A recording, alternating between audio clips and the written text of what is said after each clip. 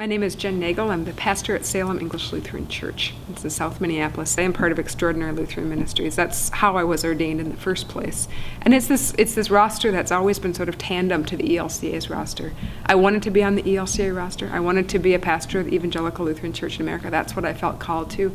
But because of that policy that would prohibit people living in same-gender partnerships to be on the roster, I jumped over to the Extraordinary Lutheran Ministry roster, and then waited for ordination, waited for all that for a number of years. So it was kind of this long waiting time. I was never on the ELCA roster. I went through as a seminarian on the ELCA roster, but I was never actually put on the ELCA roster. And I won't be until the reception rite for me that's scheduled for the 26th of September.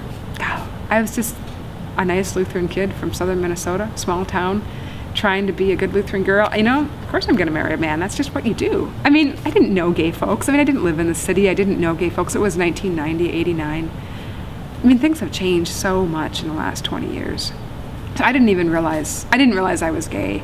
Retrospectively, I can see a lot of things. You can see so much more when you look back on your life. But at that point, I was just trying to do what I was supposed to do.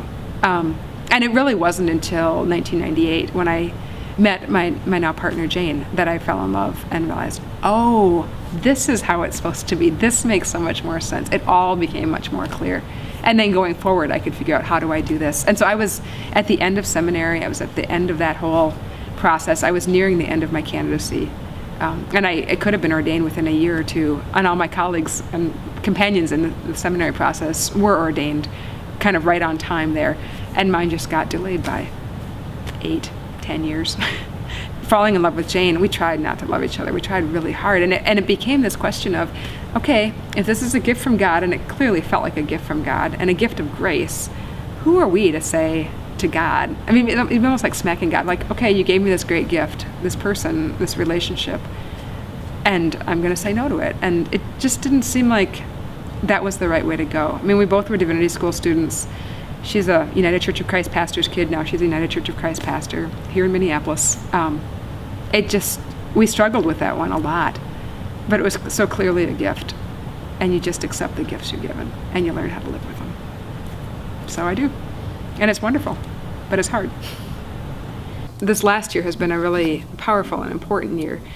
So back in August of 2009, the churchwide assembly happened not too far away, maybe 2 miles away at the very most, here in Minneapolis. And I was there for the assembly. I was one of the people who was volunteering and one of the people who was just kind of watching all of it unfold. And I remember the day when all the policy changes happened and standing in the back through the announcement of these different votes and all this emotion that happened through that process. It was just it was an amazing day and lots of tears. Sort of a disbelief of these things we've worked for and these things have actually happened. Somehow when I was a kid, I learned this distinction between the church and God, and I think it kind of came into shape when I was in college, that they're not the same. God is God. God is so much bigger than the church, and we're only just getting this glimpse of it all. It would kill me to think about it all too much, or to think about the people who have died, or left the roster, or gone to other denominations, or just left the church. And for them, it often is a God issue too. Some of them, they're able to keep that distinction, and sometimes it's just like, you put your heart and soul into something. And what do you do with it? What do you do with it? I would say very clearly we're not done, that there's just a whole lot more work to do. And these policies address very specifically gay and lesbian in certain particular ways of relationship. They don't address bisexual, they don't address transgender. They're really quite limited in that kind of a way, and it's hard for some people to even fathom that these things that look so dramatic are really pretty limited, but they are.